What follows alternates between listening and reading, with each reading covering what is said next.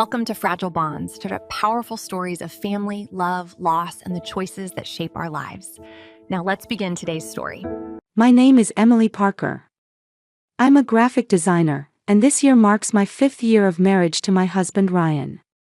Ryan works as a project manager at an IT company. We've settled into a small house in suburban Ohio, living peaceful, quiet days. And now, I'm carrying our long-awaited first child. Just 2 weeks until my due date. Every day the baby moves energetically inside me, and each time I feel that movement, the reality of becoming a mother sinks in deeper. I've continued working on design projects from home, but lately I can't keep my focus. I find myself resting my hand on my belly, feeling the baby's movements. One afternoon, Ryan came home early from work. I was on the sofa with my laptop open when he sat down gently beside me and placed his hands softly on my belly. "The baby's been moving a lot today," I told him, and Ryan smiled happily. "That's a sign the baby's doing well." "I can't wait," he replied. His voice held a mixture of joy at becoming a father and a touch of nervousness. I felt exactly the same way. On weekends, we prepared baby supplies together. While decorating the nursery, we picked out cute animal stickers for the walls and assembled the small crib. Ryan struggled with the instruction manual, his hands awkward and fumbling, and just watching him made me smile. I never could have imagined such happiness when we first got married. There's one more important person in our lives. Ryan's mother, Margaret. She's been living alone since losing her husband to a heart attack 3 years ago. She loves Ryan deeply and visits our home frequently. Margaret has always been kind, looking after me throughout my pregnancy.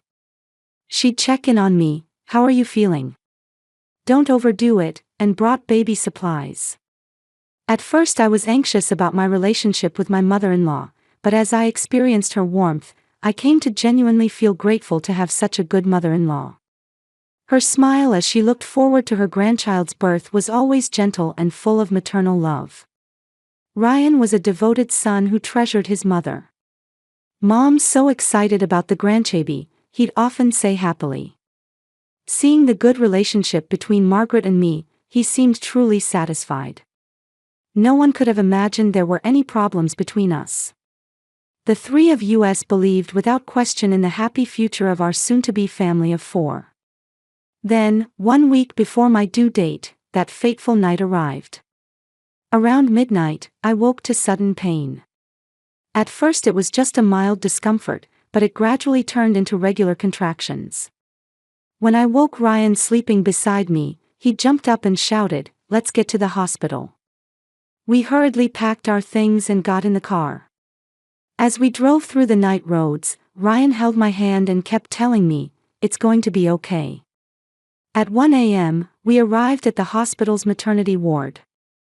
The doctors and nurses responded quickly, and I was taken to the delivery room. Ryan stayed by my side the whole time, holding my hand. Every time the pain intensified, his warm hand supported me. Then at 3:30 a.m., our daughter was born. The moment her healthy cry rang out, tears overflowed from my exhausted eyes. Ryan cried too, repeating over and over, thank you so much." This small, soft life had given new meaning to our lives. The baby was healthy and was taken to the nursery for examination right away.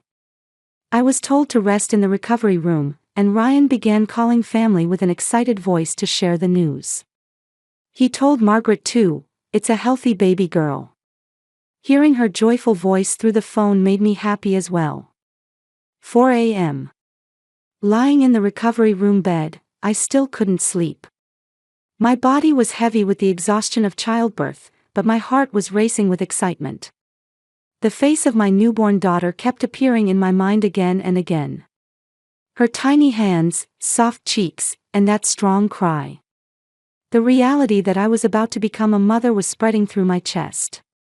Outside the window it was still dark, and the hospital corridor was silent. Occasionally I could hear other newborns crying in the distance, but otherwise it was truly quiet. The beginning of a new life. That's what I was thinking as I stared at the ceiling. Ryan looked at me with a tired face and said, "I'm going to rest for a bit. Call me if you need anything." He was planning to take a nap on the lobby sofa. I nodded and said, "Get some rest." He'd been there for the delivery, holding my hand the whole time. He must have been tired too. Alone in the hospital room, I thought about my daughter again. We hadn't decided on a name yet. I wanted to discuss it carefully with Ryan.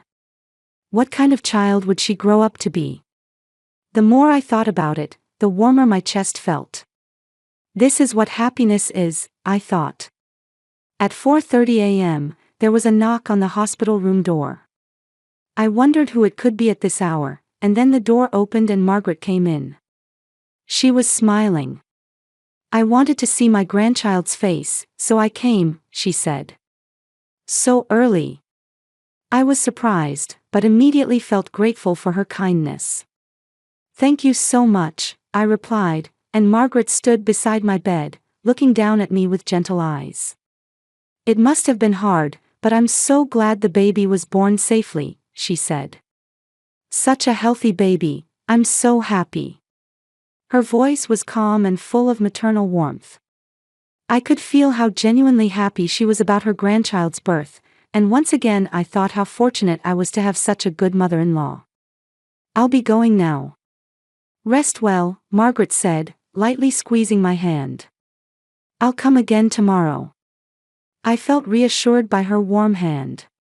While thinking gratefully about how nice it was that she cared, I repeated, "Thank you so much." After Margaret left the room, I felt a bit relieved. She was a kind mother-in-law, but I wanted to be alone for a while now. I wanted to spend quiet time soaking in the afterglow of childbirth. Even after 5 a.m. passed, Ryan still hadn't returned. At first I wasn't concerned, but each time I looked at the clock, I grew a little more worried. Maybe he's tired and fell asleep, I thought, glancing toward the corridor. The quiet hallway with no one passing by somehow felt a bit eerie. I worked up the courage to ask a nurse making rounds.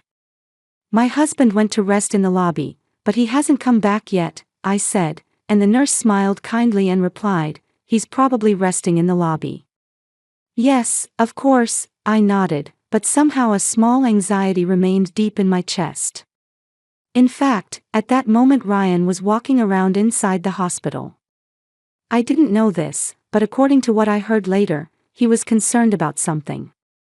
Someone had witnessed him talking seriously with someone on his cell phone. But at that time, I had no idea what he was doing. I could only wish he'd come back soon. As the outside slowly began to brighten, the clock showed 6 a.m. The dim light coming through the window began to softly illuminate the hospital room. My eyelids were growing heavy with fatigue, and drowsiness was finally overtaking me. The baby should have been sleeping safely in the nursery. The nurses were checking on her regularly, so there was nothing to worry about. Telling myself this, I closed my eyes. The morning atmosphere drifted in from the corridor. I could occasionally hear other newborns crying. I could also hear the sound of breakfast carts being wheeled around. The hospital's everyday atmosphere reassured me. Everything was going well. There was nothing to worry about. That's what I believed. As I began to doze off, I thought I heard someone's footsteps in the corridor. But my consciousness was already hazy, and I didn't have the energy to check whose footsteps they were. Maybe Ryan had returned, I thought as I drifted into a light sleep. I didn't yet know that this peaceful morning was actually the calm before the storm. My daughter sleeping in the nursery, me drifting off to sleep in the recovery room, and Ryan somewhere in the hospital, none of us were aware of the terrible events about to unfold. At 6:15 a.m., outside the hospital had become fully bright. Morning light streamed through the window, illuminating the room. I could hear the nurses doing their handoff in the distance. It was the shift change from night to day. I moved my body slightly on the bed. The pain from childbirth still lingered, and each movement sent a dull ache through me. But strangely, even that pain felt precious. This pain was proof that I'd given birth to my daughter. I heard someone walking quickly down the corridor. Hospital mornings are busy. Doctors and nurses move around busily, and patients gradually begin to wake up. Such ordinary morning scenes gave me a sense of security. Just as I was finally falling asleep, the hospital room door burst open forcefully. Startled by the sound, I opened my eyes to see Ryan rushing in, his face pale. His face was drained of color, sweat beading on his forehead. I'd never seen him look like this before. What's wrong? I tried to sit up in surprise. But my body, having just given birth, wouldn't move the way I wanted, and I ended up struggling on the bed. Ryan rushed to my bedside, out of breath. "We have to leave right now. Get the baby." His voice was shaking, his eyes deadly serious. I had absolutely no idea what was happening and stared at him in confusion. What do you mean?" I asked. But Ryan shouted that there was no time to explain. His alarming manner made my heart start pounding violently. Something terrible was happening. That much was certain. "But I just gave birth," I said. My body hurt, and I wasn't sure I could even walk properly. Besides, the baby was in the nursery, and we hadn't done the discharge paperwork. None of this made sense. "I'll get her. You get dressed," Ryan said. He grabbed my hand and looked at me with pleading eyes. "Please, just trust me." "What happened? Tell me," I asked, on the verge of tears. "I'll explain in the car. We have to leave now or it's dangerous." "Please, trust me," Ryan said. Seeing his desperate expression, I decided to go along with it. In 5 years of marriage, I'd never seen him this upset. Something truly terrible must be happening. With trembling hands, I grabbed the clothes that had been placed beside the bed. My fingers wouldn't work properly, and even buttoning took time. Meanwhile, Ryan kept glancing anxiously at the hospital room door, as if watching for someone pursuing us. Without waiting for me to finish dressing, Ryan rushed out of the room. I immediately knew he was heading to the nursery. I forced my aching body to move and got out of bed. My legs were shaking, I could barely stand. When I stepped into the corridor, I heard a confused nurse's voice in the distance. "Where are you?" The discharge procedures, followed by Ryan's shout, "It's an emergency. We'll call later." As I walked down the corridor, I wondered if this was all a dream. But the pain in my body told me this was reality. When Ryan returned from the nursery, he was holding our daughter. He had her small body wrapped in a blanket, cradling her carefully against his chest. Nurses were shouting something behind him, but Ryan didn't look back. He grabbed my arm. "Let's go," he said, pulling me along as he walked. It hurt, but I desperately kept up. We didn't use the elevator, we took the emergency stairs. "Why such a hurry? What are we running from?" I asked, but Ryan didn't answer. He just kept going down the stairs. The early morning parking lot was dim with hardly anyone around. When I saw Ryan's car, I felt a little relieved. Once we got in the car, at least I could hear an explanation. I sat in the back seat and took our daughter from Ryan. Holding her small, warm body calmed me down a little. Ryan started the engine and the car began to move. He pressed hard on the accelerator, pulling away from the hospital. "Now will you please explain?" I said. "What happened?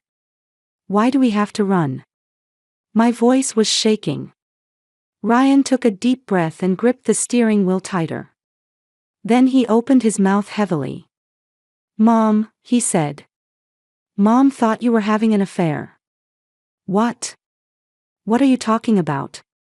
I shouted. "I'm not having an affair.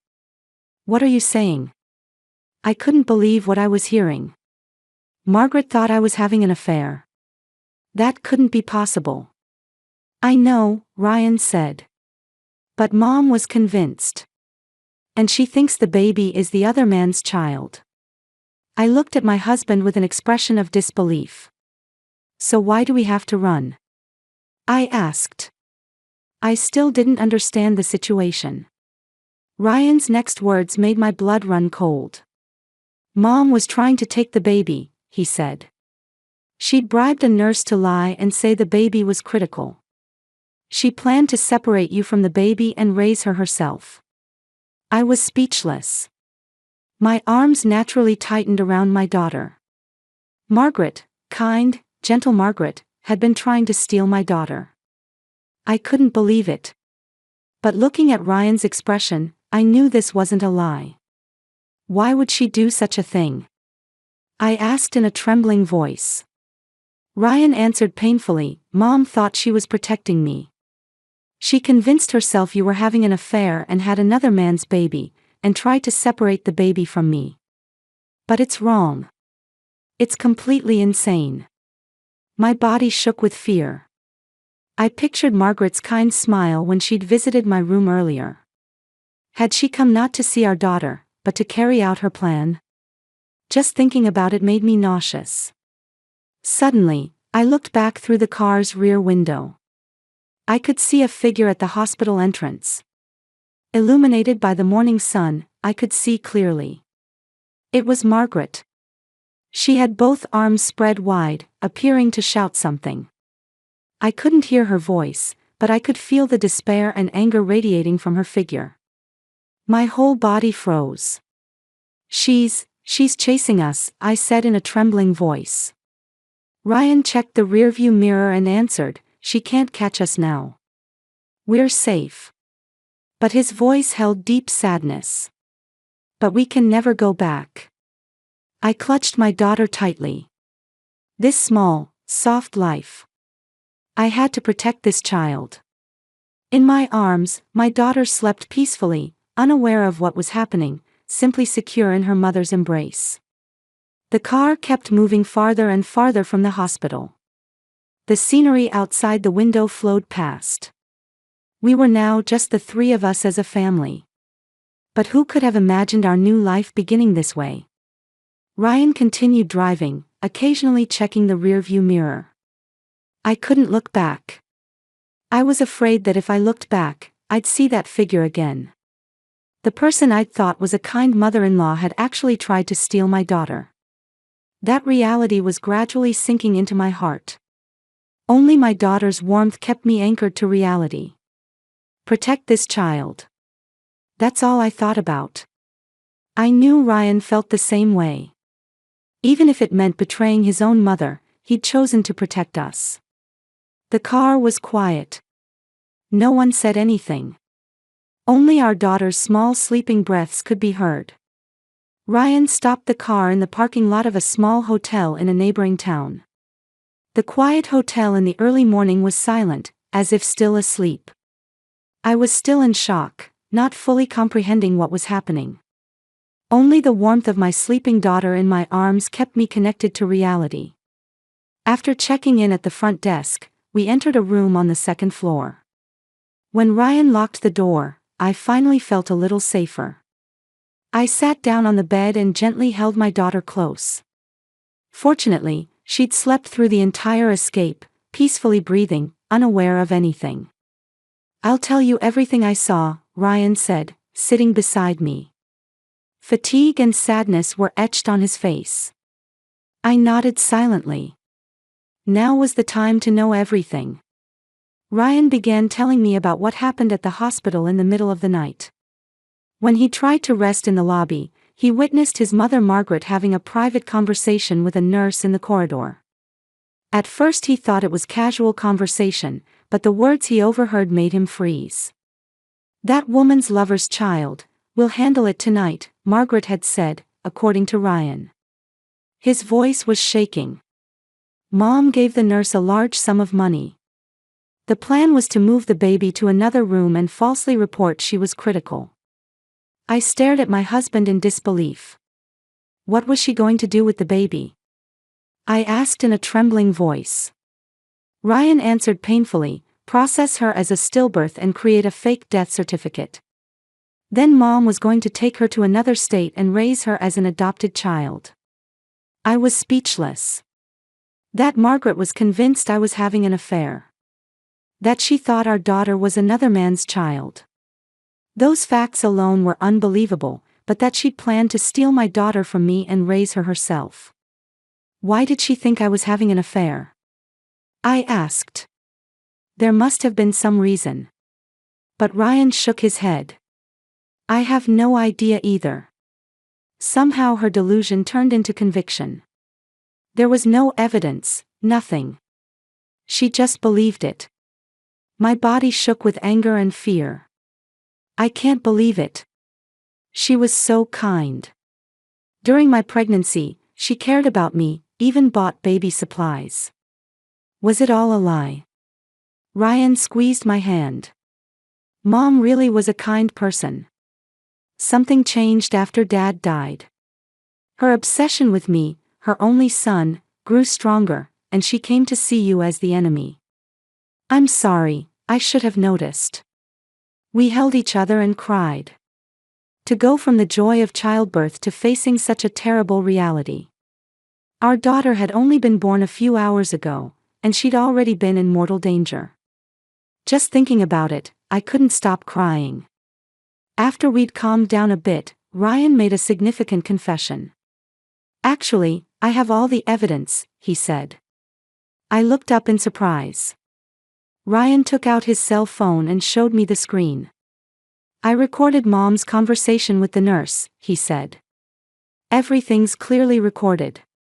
And I had a security person secure the hospital surveillance camera footage too. When did you do all that? I was amazed. Ryan gave a bitter smile. While you were resting in the recovery room, I was desperate. All I could think about was gathering evidence to stop Mom's plan. And I've already contacted a lawyer. I was amazed by my husband's caution and composure. Even though he'd been so upset, he'd properly gathered evidence. Ryan continued, I'm going to report this to the police. Mom will be arrested. Police. Arrest. Those words hit me with full reality. Ryan really was going to turn his own mother over to the police. I looked at my husband's profile. His eyes held both determination and deep sadness. Ryan called the police from the hotel room. He explained in detail about the attempted kidnapping and bribery of medical personnel. He said he'd submit all the evidence. After hanging up, he sighed deeply and sat down on the bed. A few hours later, the police called back. They'd searched the hospital and his mother's house. The nurse was being questioned. And Margaret Parker had been arrested for attempted kidnapping, bribery of medical personnel, and conspiracy. After hanging up, Ryan covered his face with both hands. His shoulders trembled slightly. I gently laid our daughter on the bed, then sat beside my husband and held him. Ryan said through tears, I got my own mother arrested. His voice shook with sadness. I rubbed his back and said, you did the right thing. You protected our baby. You were brave. But Ryan's anguish was deep. She's my mother. After Dad died, she was my only family. And yet, I betrayed her. He kept blaming himself. I cupped my husband's face in both hands and looked straight at him. You didn't betray anyone. Margaret betrayed us. She became obsessed with delusions and tried to take our daughter. You just made the right choice to protect your family. Ryan wiped his tears and looked at me. Mom is my mother, but you and our daughter are my real family. Love and trust matter more than blood relations. To realize that took such a terrible experience. We held each other for a long time. Outside the window, the morning sun rose high and a new day was beginning. But our hearts were still in darkness. Our daughter let out a small cry. She must have been hungry. I picked her up and began nursing. Ryan watched us gently. This small life pressed her face against my chest, drinking milk eagerly. This is what a real family looks like, Ryan said quietly. Not blood ties, but protecting and loving each other like this. We're a family. I nodded through tears. Yes, we're a family. The three of us, we're starting a new life together. We'd been through a terrible experience, but we were together. That alone was enough. After drinking her fill, our daughter fell back asleep contentedly. Looking at that small sleeping face, I realized how fortunate we were. If the timing had been even slightly off, this child might not have been in my arms. Ryan gently held our daughter's tiny hand. I'll protect you both, no matter what, he whispered. I'll protect you from everyone. Even if it's my own mother. The three of us sat together on the bed, surrounding our daughter. Out in the world, the police were moving and Margaret was in custody. But in this hotel room, we were quietly spending time as a family. The fear still remained deep in my heart. But at the same time, I felt we were bound by a strong bond. 3 months later, Margaret's trial was held. Ryan and I went to the courtroom. We'd left our daughter Lily with a trusted friend. When I saw Margaret in the courtroom, my feelings were complicated. She'd lost weight, with dark circles under her eyes. But in those eyes, the shadow of delusion still seemed to remain. The verdict was guilty of attempted kidnapping and bribery of medical personnel. She was sentenced to 5 years in prison. A psychiatric evaluation diagnosed her with delusional disorder, but the calculated nature of the crime was emphasized. Margaret continued to justify her actions to the very end. I was only trying to protect my son, she shouted in the courtroom. Ryan never once visited his mother. I think he couldn't bring himself to. Since then he'd been attending psychological counseling, gradually trying to understand and accept his unhealthy relationship with his mother. Mom didn't love me, she was trying to control me, he said quietly one day. No one came to visit Margaret except her lawyer. Even her former friends kept their distance, and she became known in the community as the crazy grandmother who'd tried to kidnap her grandchild. She was completely isolated. Even after serving her sentence, she'd have nowhere to return to. We moved to a new town. We didn't want to go back to the town with that hospital. In our new home, we began building a peaceful life. Lily was growing into a healthy, bright child. A year later, when Lily took her first steps, we cried with joy. One step with her tiny feet, then another. When she looked like she might fall, Ryan gently supported her. When she started saying "Mama" and "Dada," we embraced and rejoiced. An ordinary family's ordinary happiness. We knew from experience just how precious that was. 2 years later, we celebrated Lily's second birthday. We took family photos at the park. Lily wore a floral dress and beamed with a big smile. Ryan and I held her between us and smiled at the camera. I'm so glad we protected this child, I said. Ryan squeezed my hand and replied, we're a real family. In the photo, we looked genuinely happy. Having overcome that terrifying night, we were bound by a strong bond. A real family isn't about blood ties. It's about relationships built on mutual trust, protection, and continued love. We learned that meaning through fear. But at the same time, that lesson bound us more strongly and deeply together. Recently, I found out I'm pregnant with our second child. When I told Ryan, his face showed a moment of anxiety. But he quickly smiled and said, this time we can have a peaceful delivery. With you by my side, there's nothing to fear, I replied. Lily's going to be a big sister. The three of us embraced. Lily didn't understand the meaning yet, but she seemed to sense our happiness and smiled joyfully. Outside the window, bright sunlight poured in. A new life was growing inside me. 2 years since that terrible night. We'd kept moving forward. We can't change the past, but we can create our own future. What is family? It's not blood, duty, or control. It's respecting each other, trusting each other, and protecting each other no matter what difficulties arise.